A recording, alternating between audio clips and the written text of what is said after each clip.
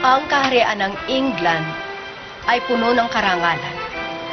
Ang karangalang ito ay gaya ng araw na naghahagis ng liwanag sa bansa at tayo ngayon ay namumuhay sa kapayapaan at kaligayahan sa ilalim ni Reyna Victoria.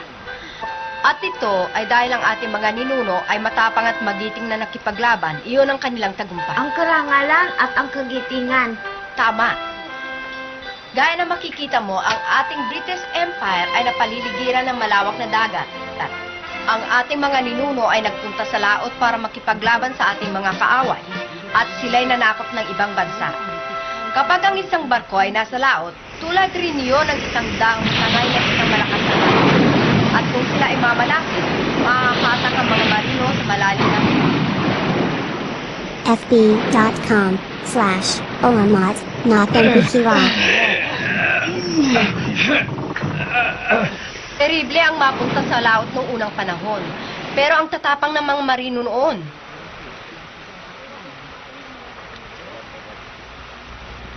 Elizabeth, sandali lang. Ano yun? Nakasakay ka na ba sa barko, Elizabeth? Barko?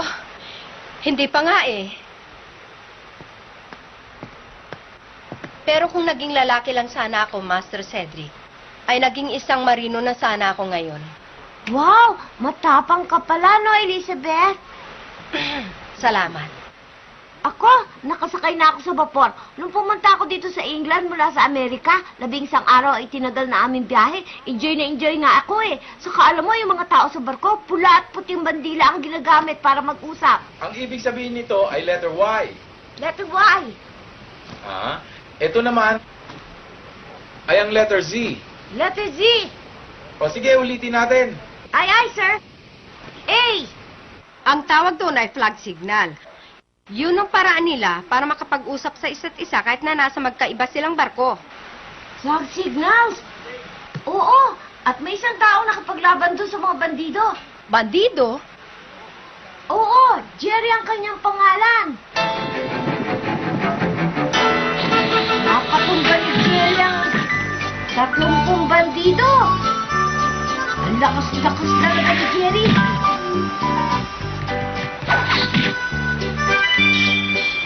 Pero meron pa siyang mas nakakatakot na karanasan. Ang lakas-lakas talaga ni Jerry, tsaka ang lalaki ng mga muscles niya sa katawan niya. Alam mo, Cedric, 3,000 beses na akong nakakasakay sa barko. At 1,500 beses na rin akong na-shipwreck. Lumubog ang aking sinasakyan. Ilang beses na rin ako muntik mamatay.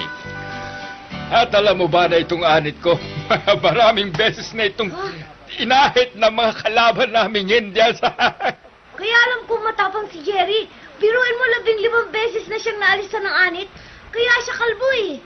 Saka, sabi pa ni Jerry, noon daw inalis ng kutsilyo ng hari ng Palomacha Weekends, nagawa naman sa bungo ng pinuno ng mga Waptruman Pukis ang anit ni Jerry, wala na raw talagang tumubong buhok sa kanyang ulo. Takot na takot daw siya noon. Nang ihagis daw ng hari yung kutsilyo niya kay Jerry, nagtayuan daw lahat ang kanyang buhok. Di na nga raw bumaba yung buhok niya gaya ng dati. Para na nga raw iskoba ng sapatos.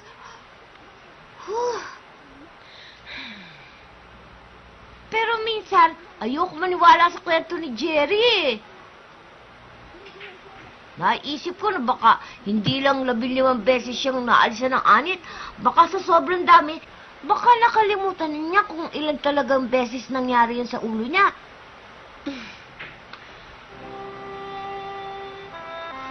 O siya, tama na muna ang kwentuhan, Master Cedric. Tapos nito, mangangabayo ka naman. Oo nga.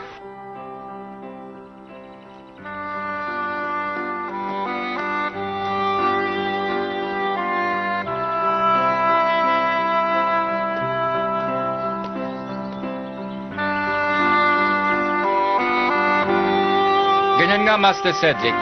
Mabuti, ang bilis ninyo natuto.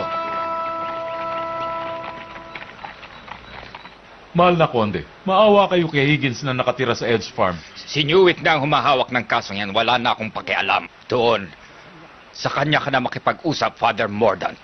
Pero pag kinakausap ko si Newick, wala namang nangyayari. Kaya ako nakipagkita sa inyo. Minalas lang ho si Higgins noong sabay-sabay silang magkasakit ng malala ng kanyang mga anak nitong nakaraang autumn. Palala ho ng palala ang kalagayan nila.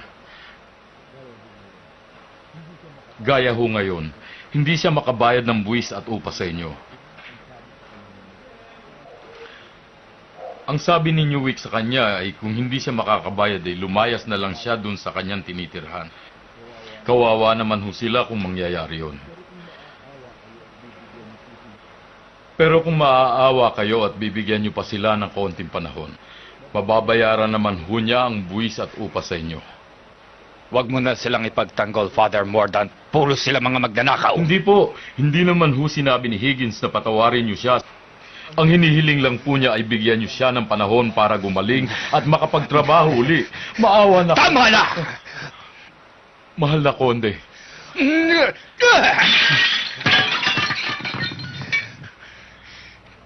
Mahal na Konde.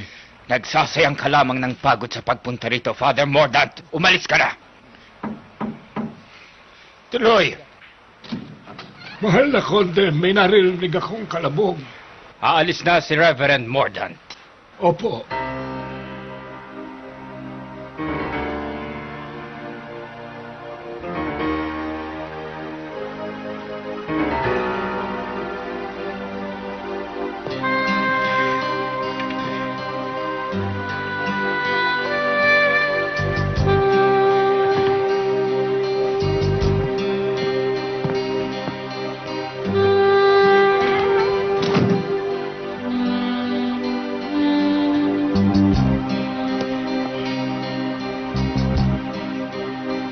Kapag hindi ka naman nagpigil, tuwing manggagaling ako sa palasyo, lagi na lang umiinit ang ulo ko.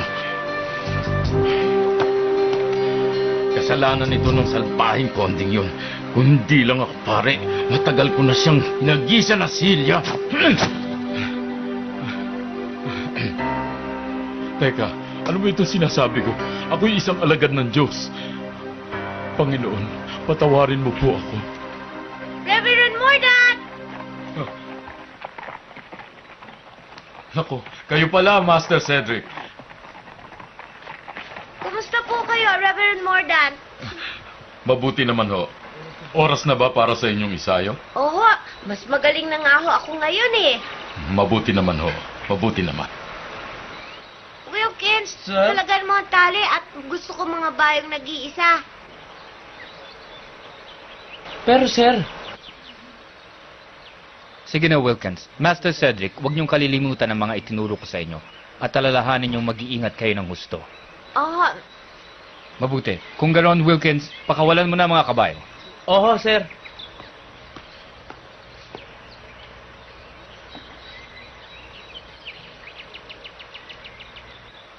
Ya! Ya! Oh, ba't ayaw mo? Ayaw mo, ha? Ayaw mo ba talaga? Ha?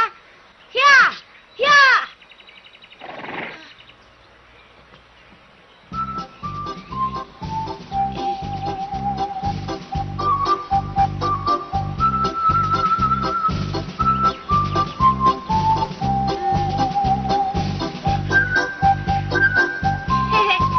Hindi ko kaya. Ganyan ho talaga.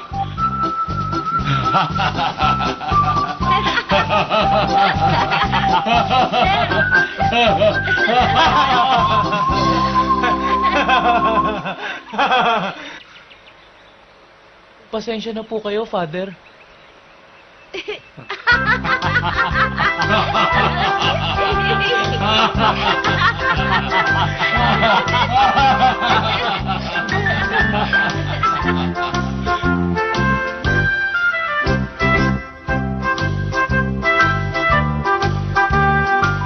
Bakit kaya pag nakikita ko si Master Cedric ay nawawala ang galit ko?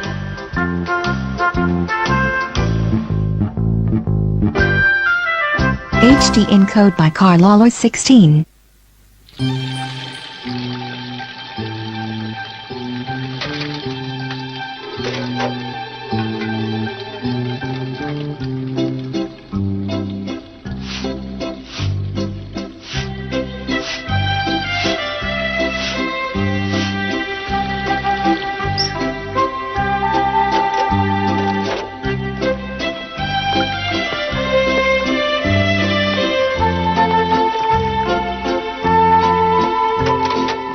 Master Cedric, hindi pa po ba kayo napapagod?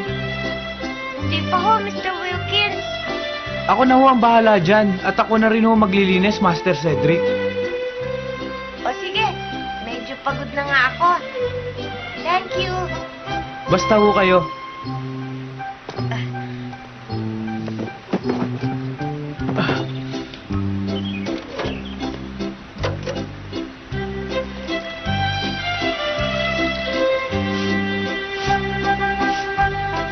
Ang hirap pala talagang alagaan ng kabayo, no? Oho, pero mahilig po kasi ako sa kabayo. At gusto ko po yung ganitong trabaho. Kasi po mababait at maaamo naman ang kabayo po ninyo. Kapag inaalagaan ko po sila, naiintindihan nila ako. Naniniwala po sila sa aking ginagawa. Naniniwala po ako na mas matalino ang kabayo kaysa sa mga tao. Nababasa rin po ng mga kabayo ang ating isipan at ating mga puso. Kaya nga dapat alagaan natin sila mabuti, Master Cedric. Oo nga. Okay?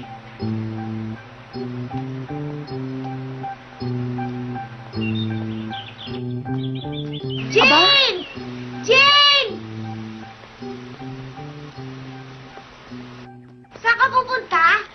Sa bahay po ng kapatid ko. Kapatid mo? Opo, doon siya nakatira sa may malapit sa paanan ng malit na bundok. Siya nga. Jane, sasama ako sa'yo, ha? Ho? Sige na, Jane. Sige po. Halina kayo, Master Cedric. Yan! Ang bait mo talaga!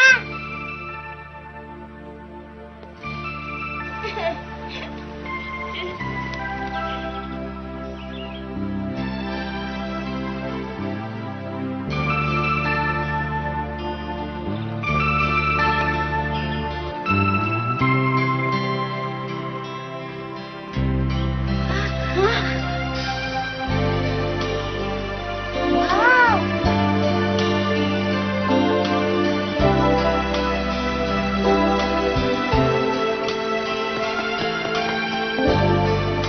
Sadie!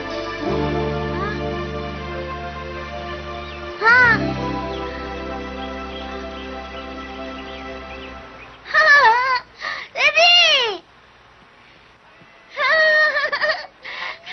Hello, Sadie! Ay, ikaw pala, Colin. Pupunta ba kayo sa bayan? Ha? Oo. Sasama kami ni Laila sa'yo. Colin, huwag mo siyang tawaging Ceddy. Ang itawag mo sa kanya ay Master Cedric. Kaibigan ko naman sila ni Laila eh. Oo nga. Kaibigan yata niya ako. Oh, halika na, Sadie. Sige. Eh? Ha? Teka, hintayin niyo ako. Ceddy, hintay! Master Cedric pala. Sandali lang po.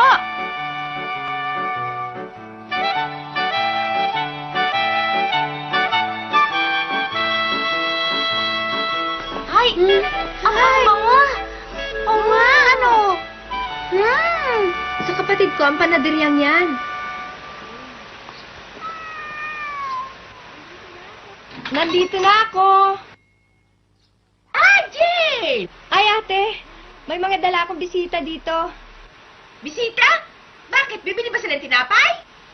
Asa sila? Kumusta po kayo, Mrs. Tibol? Hello! Teka, si Kulin yata ito At isang batang lalaki ngayon ko lang nakita. Naku, ate. Dahan-dahan ka na pagsasalita. Yan si Master Cedric, ang tagapagmana ng konde. Ha? Naku, Jane naman, sana sinabi mo kaagad sa akin. Master Cedric, maligayang pagdating sa aking panaderya. Ikinararangal ko ang pagdalo niyong ito sa akin. Jane, mamamasyal kami sandali ng Colin. Master Cedric, sasama po ako. Huwag na, kami na lang. Hintay! Ha? Oh, napakasarap nito. Tikman niyo! Ay? Hey! Marami pong salamat. Thank you rin po. Tara, Colin, pasok tayo. Sige, halika na. siya si Master James kung kumilos. Talagang siyang-siya. Sa tingin mo ba, ate? Halos lahat ganyan ang sinasabi eh. Oo, kaya nga, gulat na gulat ako sa ugali niya. Mrs. D-Ball, yun nga ang paborito kong tinapay. Donna, hindi mo ba nakita? Ang alin? Hindi alin, kundi sino. Sino ho, Mrs. D-Ball? Donna, si Master Cedric na mula sa New York. Ang nakatayo dyan kanina. At alam mo, tinawag pa ako Mrs. Aha.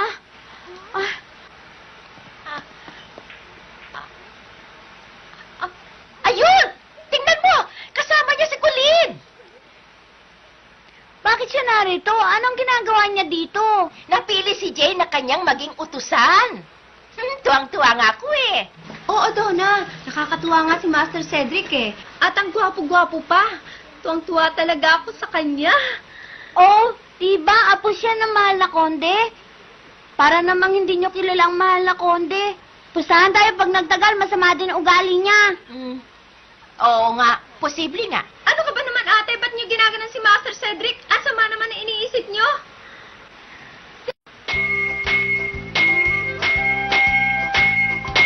Magkapatid ang panday na yan. Yung matanda, taga-pukpuk. Tapos yung isa naman, ayun, alalay. Yan, naglalagari. Alam mo, masalbahe yung isa. Ay! Ay, narinig tayo. Ay. Excuse me po. Excuse me po. Hali-hali pa tayo. Ay, nabababae. Oo. Ay, naku, kita-kita ko. Oo. Yan si Mrs. Bell, ang babaeng madaldal. Alam mo, daldal na ang daldal yan. Halika, lipat tayo ulit doon. Halika na. Ayan naman si Mrs. Smith. Lakaw po lagi sa sewing machine. Alam mo, masipag na masipag siya. Halika, doon tayo ulit. Dali. Yan ang bagay sa'yo. Yan maganda. Ito naman ang shop ni Mrs. Parkins. Ipinagbibili niya yung magandang sombrero. Halika, doon tayo. Ito naman ang butika ng bayan, si Mr. Kim si ang bida. Ha?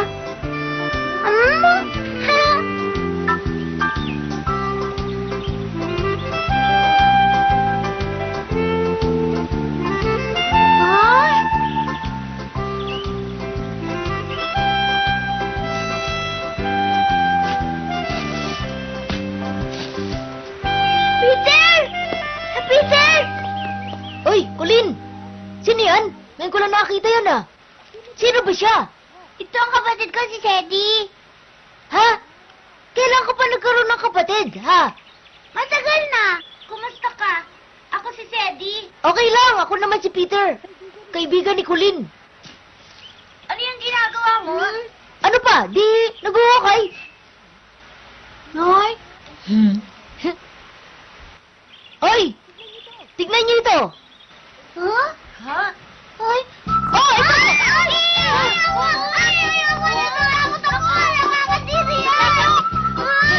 Tama na, Peter! Tama na! Ikaw ang... Sinabi ko na tama na! Tigas-tigas ang ulo mo! Yan, tuloy!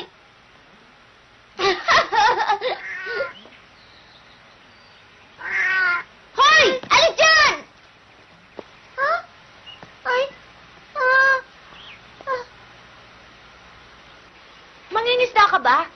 Oo! Bakit? Gusto mo mangisda? Gusto ko yun. Magaling ka? Hindi nga eh. Sayang. Oh, eto, dali mo.